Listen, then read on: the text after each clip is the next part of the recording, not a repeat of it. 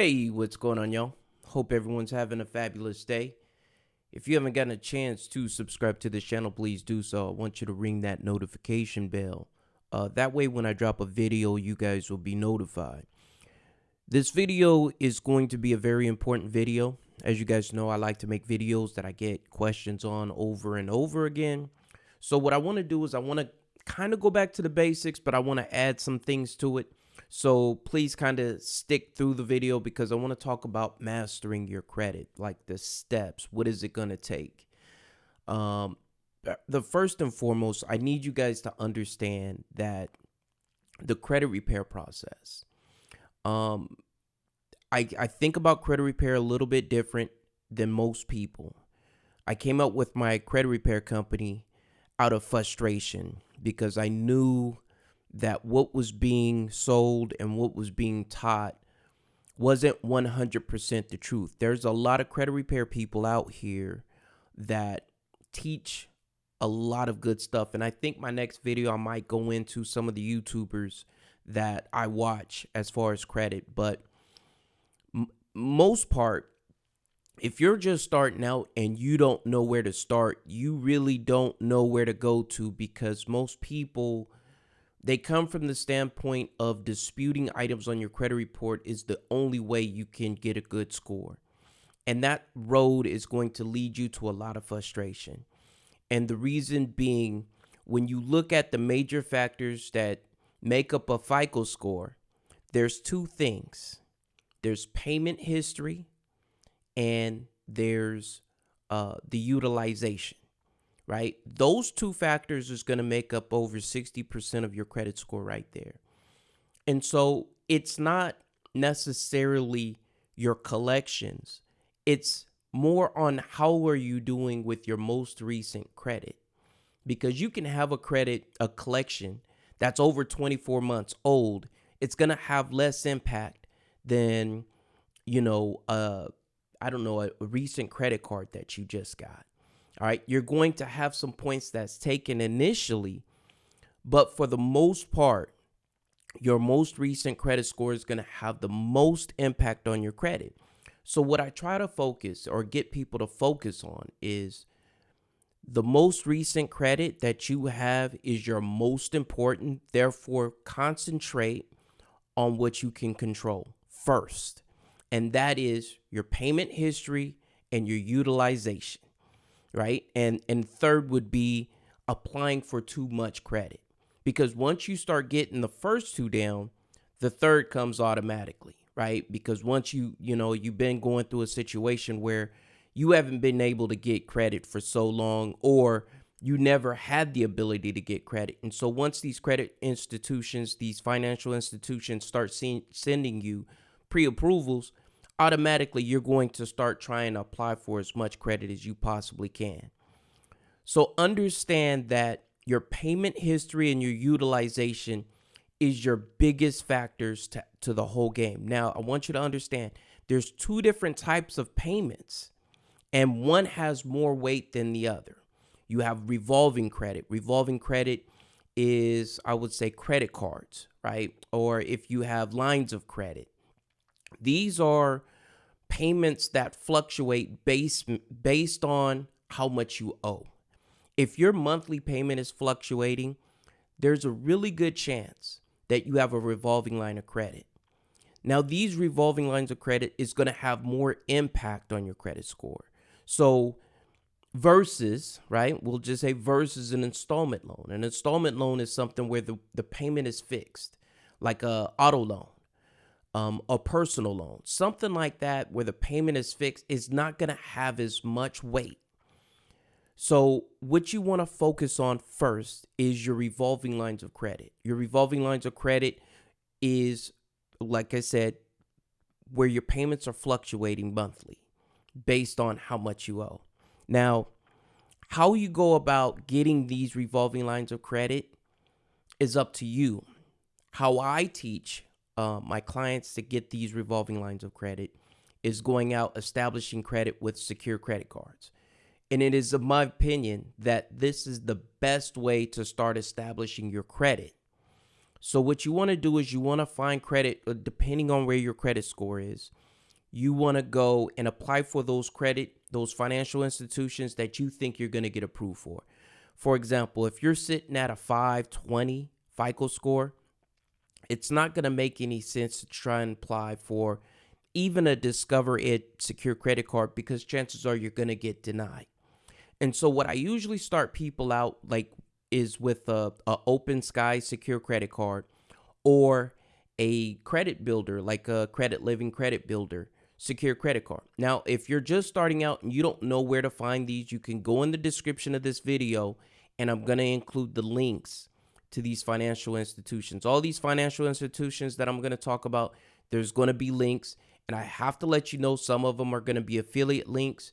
If you use our affiliate, it kind of helps our channel. It supports me as I keep trying to give you guys information. Okay, so use the links if you want to, but that's not the most important thing. It's taking a chance on yourself and trusting the information that I'm giving you.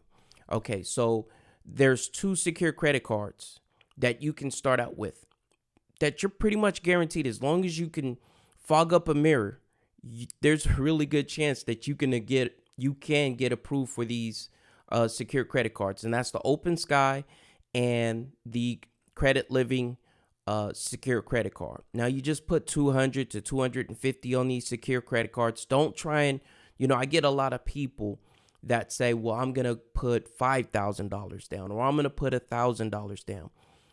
The amount that you put on the secure credit cards is not going to matter, right? And that's what I want you guys to understand. When you're initially building, you're going to get to the point where you're going to try to max the limit on your credit cards to get the most amount that you can use on your credit cards, because there's going to be a point when I talk about utilization that I want you to understand. So I'm kind of jumping ahead of myself, but stick with me. So when you get these 2 secure credit cards, don't worry about how much you need to put down on these secure credit cards. Just put 200, 250. Now, understand when you get these 2 secure credit cards, there's 2 things. They're not great financial institutions. And what I mean by that, you're not going to be able to go back to them and say, hey, can I get a limit increase? They're not going to graduate, and they're not going to extend you other loans like a personal loan or other lines of credit. The interest rate is going to be high on these credit cards. Starting out, that's okay, right? We have to start somewhere, and understanding that when you're first starting out, it's going to cost you a little bit of money. One thing people don't realize is having bad credit costs a lot of money. And so what I'm trying to do is, initially, we're going to spend the money up front, but over the long haul, over a long period of time, you're going to save a lot more money if you just stick with the plan. So you go out, you get these 2 secure credit cards. Once you have these 2 secure credit cards, what you want to do is you want to go to a company like MyJewelers. MyJewelers is a company that's going to extend you a $5,000 line of credit. The jewelry is not going to be the best, okay? I got my MyJeweler watch on right now. So a lot of you say, you know what, they don't have a lot of great products, but I will tell you this. I use my watch every day, right? It tells time just like a Rolex. So yeah, the products might not be the greatest, but at this point, what you're trying to do is you're trying to establish credit. So what you're going to do is you're going to get this line of credit. It's going to be $5,000. And like I said, as long as you're 18 years old, you have a job, you can fog up a mirror, you're going to get approved for this line of credit, right? Very rarely will people not get approved for this line of credit. Is it going to be a hard pull? Yes, it's going to be a hard pull. I believe it's against TransUnion. Once you get that, it's going to report to all 3 credit bureaus. Okay, you're going to have a $5,000 line of credit that's going to report to TransUnion, Experian, and Equifax. Now, like I said, you're going to have to spend about $150 up front. It's going to take you about 2 months to spend to pay off your jewelry, because they take up half. You pay your $99, then you got to pay half of the item, which is going to be about $100. they want half of that up front. So that's going to be about 150. You're going to go to another company called New Coast Direct. All these titles of these companies are in the description. But when you go to New Coast Direct, it's pretty much the same setup as MyJewelers. Now, MyJewelers, the great thing with MyJewelers, it reports to all three credit bureaus. New Coast Direct, it only reports to TransUnion and Equifax at this time.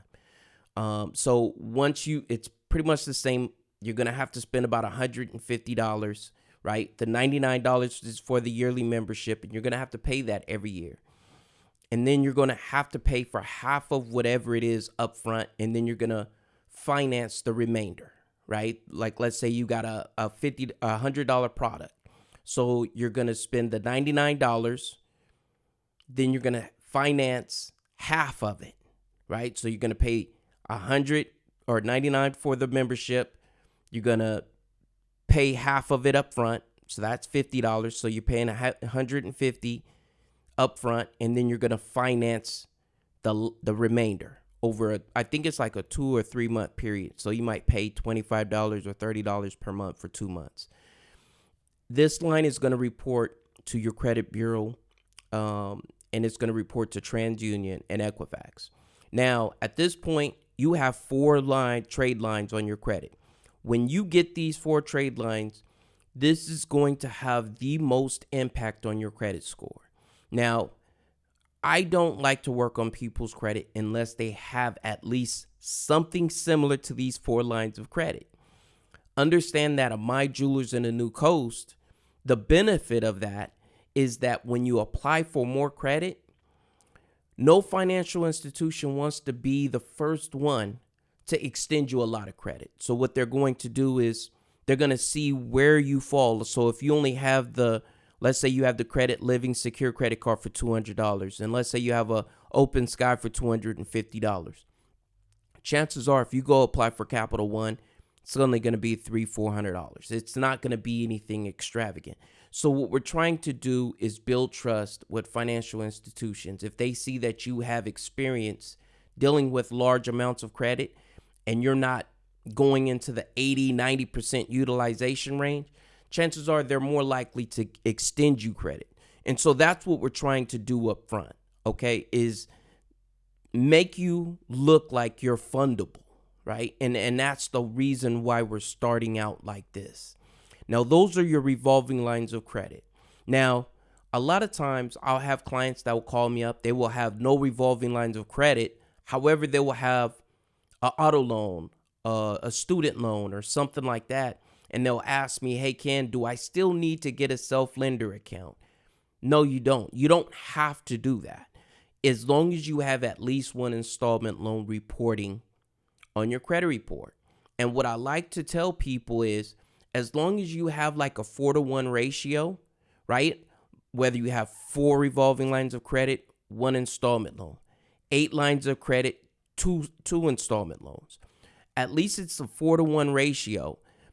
Chances are you're going to be okay, right? And that's what you want to be, right around there. And you don't want to go and get, okay, I got a kickoff, I got a self account, I got a credit strong account, but I only got 3 or 4 revolving lines of credit. All those things are not going to benefit you as much as the revolving lines of credit. And I try and get you guys to understand that, because a lot of you become a credit hoe before you even have credit. Like, you'll go out and I got a Finger Hut, I got an Ox Publishing, I get these calls all the time for all these alternative financing or these alternative lines of credit. And I'm like, why are you doing all these lines of credit? You don't have to. If you want to throw money out the window, you can, but you don't have to. And that's all I'm saying. I believe in being efficient with your money. And as long as you have a 4-to-1 ratio as far as applying for your credit, you're going to be fine. Now, those are your primaries. The question that I get often is, Kenny, how long should I keep my MyJewelers, New Coast Direct, my Open Sky, and my let's say a credit living builder, like the initial startup. A lot of times people don't want to keep those things. It's a slippery slope, and you guys got to understand this. Your average age of history affects your credit score also. So if you're getting these lines of credit, let's say 5 years down the road, you've been applying and you've built your credit score up to a 700, and you want to cancel these lines of credit, it's going to take a hit. Your credit is going to take a hit. But you have to understand that you don't want to pay the $99 every year. Great. I do, right? I pay it every year. But if you don't, that's fine. Understand that I would at least give it 3 to 5 years before I even think about canceling anything. And just understand this is the cost of good credit, and it's going to cost you to get to that point. So don't worry about, well, how long do I keep it? Because sometimes people will get to about the 650 range and then apply for a Capital One, get a Capital One, and then call me up. Hey, Kenny, when do I delete these accounts? You're still building. Okay, you're still in the initial building stage. And I would say keep it until you get to about a 740 at least, right? Because you're going to take a hit. And at some point, understand, it's going to affect your average age of history. But you have to ask yourself, do you want to pay this initial fee ongoing? Because it's going to be an ongoing fee. Some of these cards have yearly annual fees. And you have to make sure that you understand that annual fee can become a late payment, can become a charge off real quickly if you're not paying attention. And it's really easy to start focusing on your new credit, like the ones you get when you get into the 740 range. I got my Chase, I got my American Express card, and you forget that you have the Open Sky or an annual fee card like a Credit One or something like that. And then you just messed up all the work that you did. And it's really important once you start building your credit that you focus on the fundamentals. A lot of you ask me, Kenny, why do you keep harping on the fundamentals? Because it's important. And I try to stress that, it's great to get into the Chases and the American Expresses, but the fundamentals is always going to stick with you, right? As long as you keep good fundamentals, you're going to be okay going forward. So now that you have these lines of credit, I want to talk to you guys about at this point. Now, if you haven't gotten to this point, you shouldn't even be calling me about credit repair. You shouldn't be looking for credit repair. You shouldn't be looking to delete items off your credit or doing any of that stuff until you have this down. Think of it like a pyramid. If you don't have the base together, you can't build on anything else. And so I don't want you guys calling me up talking about, Kenny, I think I'm ready for credit repair, and you haven't even gotten the foundation. Because I get a lot of people that come from other credit repair companies. They'll be with them 2 or 3 months, and then they'll say, well, we haven't gotten results, or we're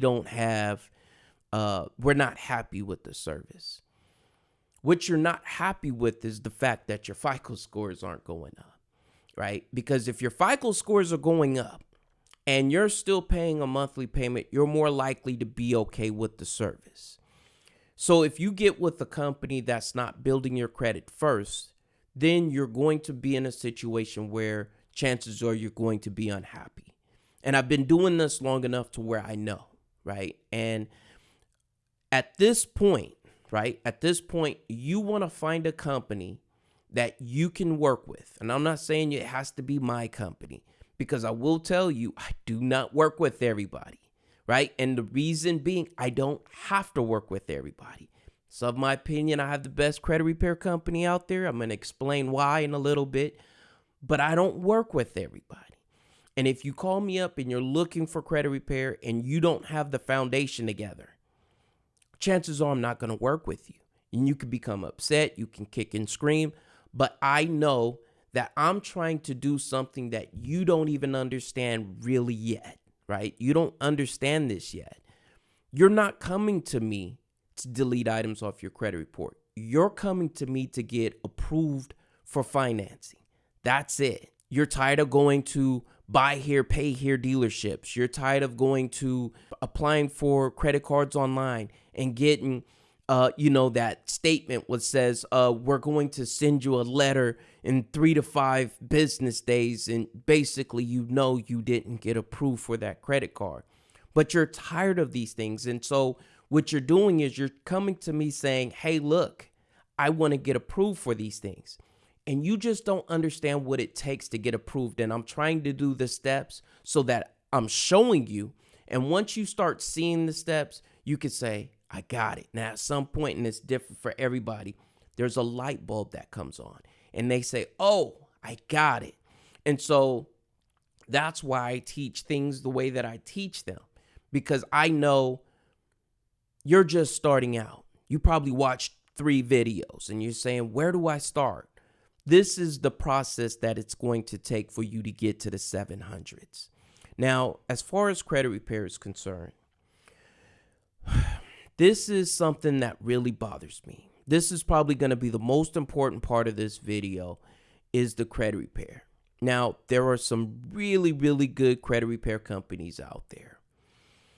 But in most part, and I say this in most part, because you're desperate.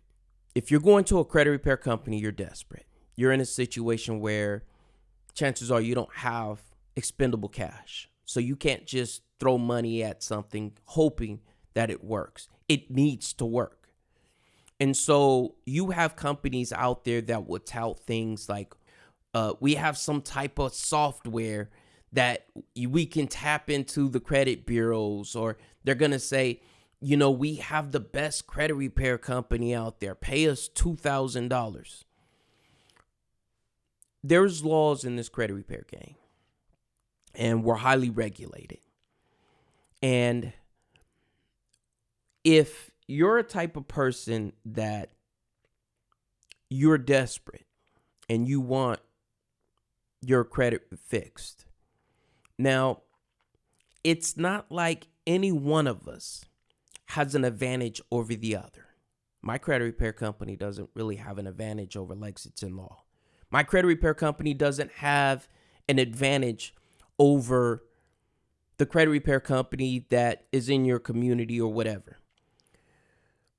So for me to sit here and try and sell you that we have a software that we could tap into the credit bureaus, we all do. And it's called a fax machine. We all can fax. Fax our dispute letters to the credit bureau. Now, some may say, well, we have an email system that we could tap into the credit bureaus. Great. Do I? No, I'm not saying that. I don't have a direct link to the credit bureaus. But here, understand something. When you're talking about credit repair, even if you have an email system or a software that taps into the credit bureau, the investigation process doesn't change.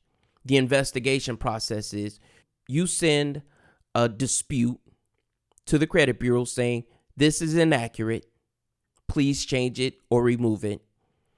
They then look at this letter, whether it's through the eOscar, Metro 2 system, whatever, how they look at it. They then send that to, let's say Capital One is the charge-off company. Capital One then looks at it. They then send you the information saying, yeah, this is accurate or it's not accurate. And at that point, it's up to you to look at the investigation and say, is it accurate or not? Right? And that's where the skill comes in. What is your second reply? Because most people could send that initial letter, but they don't know how to respond to the second part. What's the follow-up letter? What do I do next? But the investigation process is the same whether you have a software, you fax it, you call them, you go on their site and you click on their button for to dispute the collection. It's all the same. So saying that you have this software that is completely different from everybody else it just kind of makes me go, what are you talking about, right? Like why are you selling your service for $2,000 because you believe you have a software, or you're saying that, oh, we can remove items in 90 days. I can't make nobody can make the credit bureaus remove items from your credit report unless they walk in there with a gun. And I don't think any credit repair company is doing that, right? And so understand that none of us is like, we have a magic letter, right? None of us have a magic letter. We don't. If we did, we would be selling it for a lot more than $2,000. I guarantee it, right? If there was a magic letter, if I had a magic letter that said, I can remove any item off credit reports, I would probably sell that for about maybe $10,000, $20,000. It's not going to be two, right? And I know that no matter what I dispute, it's going to come off people's credit reports. It's going to be a lot more than $2,000. And so understand that just because they're charging you a higher premium, $2,000, doesn't necessarily mean that their tactics are any better than the person that's in your community, because the investigation process is the same, right? It's not going to change. If I teach you the tactics that 99.9% of the credit repair companies use, you're going to be just as good as any other credit repair company. This system that we use is not rocket science. We're asking credit bureaus to investigate items on your credit report. And then in that investigation process, they have to contact the furnisher. The furnisher then has to reply to the credit bureau, letting them know this is what's accurate on the file. Whether we say that the inactive date or the date of last activity is accurate or inaccurate. They say, no, it's accurate, right? Let's say they say it's accurate. Because you have a software, they're going to remove it? No, they're going to say, no, that item's accurate. And so the chances of somebody having a leg up on somebody else is just false. The reason why I price my credit repair service at the price that I do, because I seen what's profitable for me as a business, because I run a business. But I don't want to break my clients. I don't want to put them in a position to where they can't afford the service. So some of you may think that, well, Ken, because you charge only $99 per month, your services are less than somebody that charges $2,000 per month or $2,000 up front. No, it's not. Even if I could, which it's illegal for me to charge you up front. But even if I could, I wouldn't. I need to set it at a price point that you can afford, but yet I could still sustain a profit. And I try and find that balance. A lot of credit repair companies charge, $1,000 up front for credit audit or what have you. We do all these different things so that you guys can, so we can get our money up front, because at some point we're going to start chasing money, right? And that's how it always has been in this space, because you're dealing with people that, one, for some reason, they have a history of not paying their bills on time. So you run into that situation where you're at some point you're going to be chasing money, or you're going to be trying to follow up. Do you want to continue our services? And at some point, the way that people are in this industry, they have a history of not paying bills on time. So that's just what happens. But those people that are charging for credit repair for that much, good luck to them. I hope they have success. But if you want to pay Lamborghini prices for a Toyota Corolla, great. But just understand, you're getting a Toyota Corolla. And if they want to sell you a Toyota Corolla for $350,000 and you want to spend your money on a Toyota Corolla, basic model for $350,000 and you want to spend it, great, right? But understand, yeah, there are some credit repair companies that are shady that will charge you $99 and then just run with your money. Find somebody that you can trust. Find somebody that's completely transparent with you. Find somebody that you know that you can call and contact, and they're going to respond to you. And it's a journey. It's a process that you go through.